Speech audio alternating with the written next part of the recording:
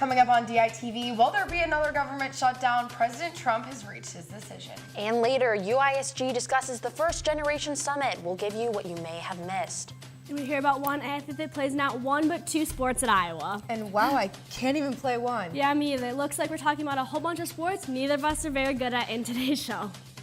We have clear skies for the rest of the week. Gotcha. More snow coming your way and weather. All that and more is up next on this Wednesday, February 13th edition of DITV. Don't click away, it all starts now.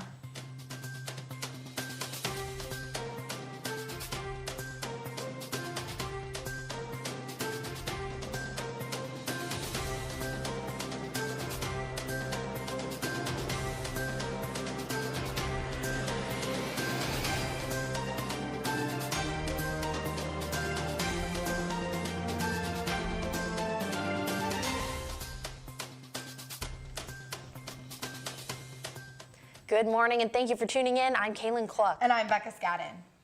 On Friday, Congress will meet to discuss funding President Donald Trump's proposed Mexican border wall. While there was potential for another government shutdown if a deal was not reached, President Trump has agreed to a tentative agreement proposed to help fund additional fencing while helping to keep the government open. However, this proposal is not one that Trump is fond of, but Democrats are pleading with the president to make an exception. I consider everything. I'm considering everything. You know, we already have national emergencies out there. You know, President Obama, President Clinton, President Bush, they've declared many national, this is not unique, they've declared many national emergencies, many. And you have some out there that we can use in addition to one that we can declare if we want to do it.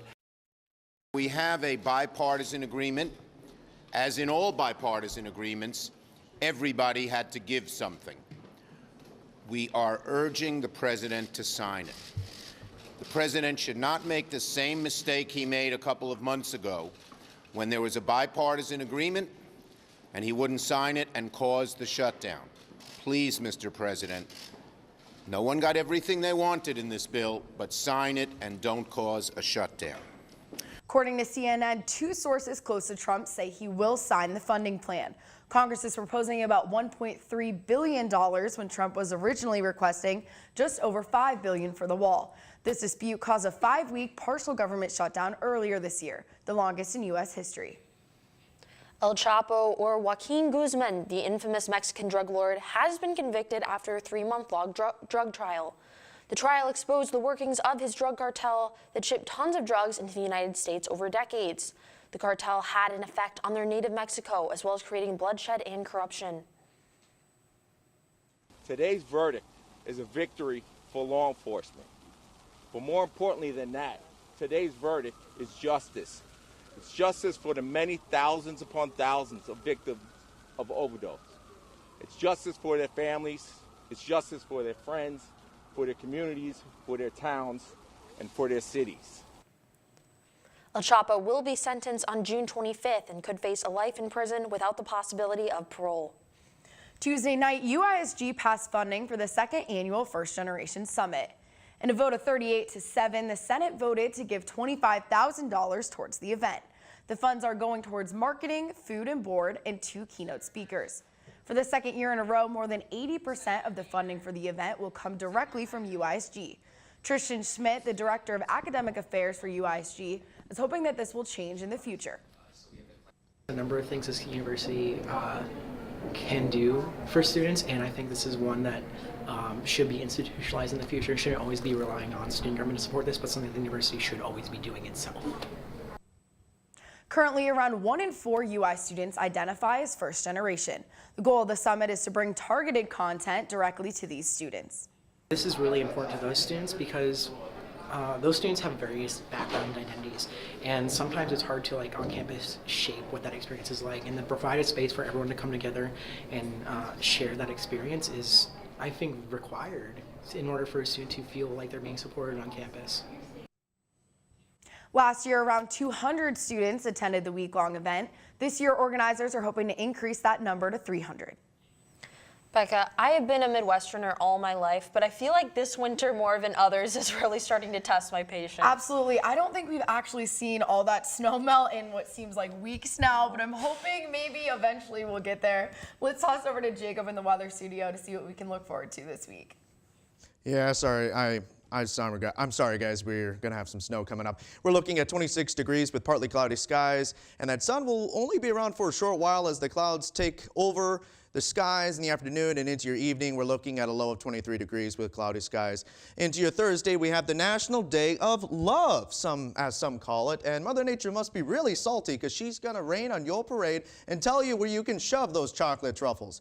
It's going to be pretty warm. You can't see me, but I'm air quoting right now, with a high of 36 degrees and a low of 3. There's a chance of rain showers, but it's so low it's not even worth mentioning. Friday brings you cloudy skies with a high of 13 and a low of 7. Saturday starts off mostly sunny at 22 degrees, but uh-oh, SpaghettiOs, here comes that snow again. There is a 60% chance of touchdown and possible accumulation of 3 to 6 inches, 7 if you're super unlucky. That will carry over into your Sunday morning and should dissipate before lunchtime, or as some of you call it, dinner at Liner. It's going to be below freezing for the next couple of days, but the sun should come out on Monday, providing some rays of hope. The winter season comes to an end soon, but until then, stay frosty out there, and back to you guys at the desk. E-cigarettes, vapes, and Juuls are a rising trend as more cigarette smokers try and knock their habit. Stephanie Beecher, a student health and wellness behavioral health consultant, says juuling has aided some people in quitting cigarettes, but is still not a proven method for quitting by the FDA. Well, University of Iowa student and cigarette smoker Ryan Kowalski argues that he prefers vaping because you have control over the nicotine concentration in each device.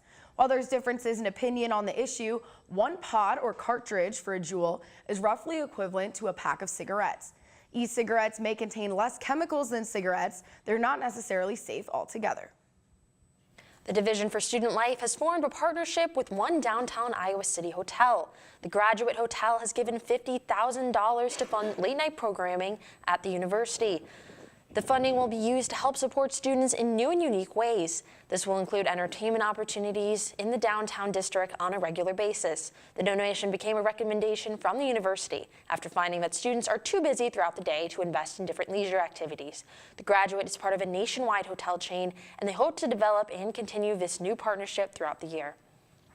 Iowa City is looking to build 3 full-time preschool buildings. With working parents finding it difficult to enroll their children in half-day preschool, the Iowa City Community School District, or ICCSD, has developed a task force with teachers and administrators discussing the pros and cons of having full-time preschools.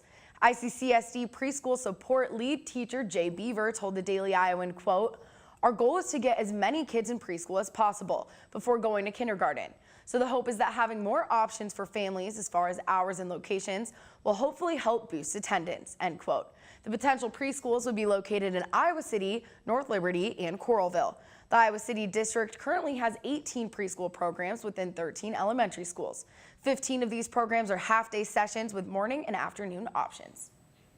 After opening its doors less than 4 years ago, Lucky's Market in Iowa City is going to be closing. The organic and natural foods grocery store was founded by 2 chefs in 2003 in Boulder, Colorado, and brought to the chain to Iowa City in 2015. The Sycamore Street location will be offering discounted products starting today. According to the press release, store hours will also be shortened to 10 a.m. to 6 p.m. daily until the closing date of March 4th. And we also have some news in the world of Hawkeye gymnastics. Yeah, and we've got Alexis and Nicole standing by in the sports studio with more on that. Guys? Yeah, I got to sit down with head gymnastics coach Larissa Libby, and wow, what a lady. But before we get into that, we're talking about a couple different Hawkeye sports. Iowa baseball starts in just 2 days. But meanwhile, Iowa basketball is well into their season. And one player has to balance both sports. And don't forget classes too. DITV sports reporter Natalie Acapedi tells us more on the dual student athlete. Preparing for baseball season. I think the thing that it's important is that you get over there and hit and you get over there and throw. He's going to be in shape. He doesn't have to go over there and run. He doesn't have to lift. He lifts with us. But how does one student athlete balance more than one sport? My classes get done around noon pretty much every day. So I'll come in around noon, work for about an hour and a half, take off, go to basketball, and do basketball. With being a student athlete, there should be a time for homework, but when? My nights, that's what I do. I'm a big routine guy, so now that I'm kind of worked into my routine, it's been a lot easier. I had a bunch of assignments due Friday, but I got them all done Tuesday, Wednesday, because I knew I'm not doing them Friday night. With a tight schedule in multiple sports, the body always needs time to recover. I just gotta be smarter about how, I eat, sleep, and just take care of my business. I just gotta be mature about everything. Reporting from Carver Hawkeye Arena, Natalie Acapeti, DITV Sports. Now, Connor will stay with the basketball team until their season wraps up, and then he'll swap the court for the Diamond. Although Connor's a great athlete, I don't think he can pull off 3 sports and make the wrestling team. Yeah, Alexis, I'd have to agree with that. And the 3rd-ranked Iowa wrestling team hosts Indiana on Friday for their senior day and travels to Wisconsin on Sunday. Here's what the team had to say about this weekend.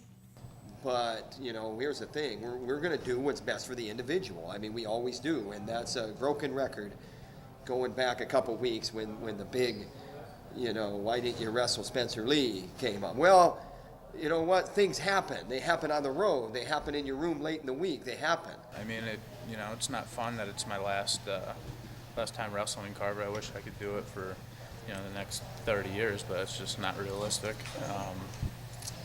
So I don't know. I guess I'm not really emotional in that sense, but I'm sure I'll have some emotions. Looking forward to it though. I'd definitely say probably the Okie State duel last year. That was a pretty big highlight.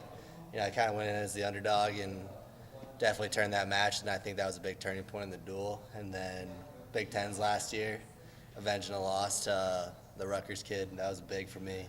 He was a top 15 kid, and I wasn't supposed to win that either, and got it done in overtime, and I thought those were probably my 2 biggest moments here so far in my career.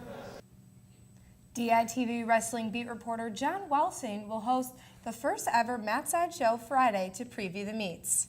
I sat down with gymnastics head coach Larissa Libby to talk about her best moments at Iowa. Take a look. The first time that we took the team to the national championship, because we had fallen and we were in a bracket that was really hard, but we came back on the last event really strong. And we qualified by .025, which is like this. For the first time in the program's history. We went down in history. So I would say, from a coaching standpoint, that was probably the standout. There are little tiny things, for last week, Emma did a vault that she's never done before. We taught her. And that she had the courage to do when her team needed her in the heat of the moment. I couldn't even stop crying for no reason, but that's what it's about. You can catch the full version of the sit-down on the Daily Iowan YouTube page. Well, that's all we have for you today, but DITV Sports Director Lucy Rodine is taking the week off from her courtside show to focus on our DITV sports segments that will come out tonight on dailyiowan.com. But don't worry, tomorrow DITV women's basketball beat reporter Natalie Acapeti will have a women's basketball edition of the courtside show. Caitlin and Becca, take it away. We've all been at a family gathering where a relative or two is asked if you have a significant other. But for one mom of a Towson University student, she took her son's love life into her own hands. However, the mom has been taking things just a bit too far. Campus police say that several students began complaining that a woman about 50 years old had been stopping potential suitors near the library, showing them photos of her son on her phone. Yeah, it's definitely not the study break some were looking for. Authorities say that they are not taking any chances. A campus alert was sent to heighten awareness. And while most don't believe the mom is looking to cause any harm, they are hoping she'll stop for her son's sake. Definitely embarrassing, but who knows, maybe it'll work out. Thank you for tuning in to this Wednesday morning edition of DITV. Be sure to follow Daily Iowa on Facebook, Instagram, and Twitter for around-the-clock updates. You can also pick up a print edition of the Daily Iowan on stands now. For DITV, I'm Becca Scadden. And I'm Kaylin Cluck. Have a great day, and we'll see you back here tomorrow morning. Same time, same place.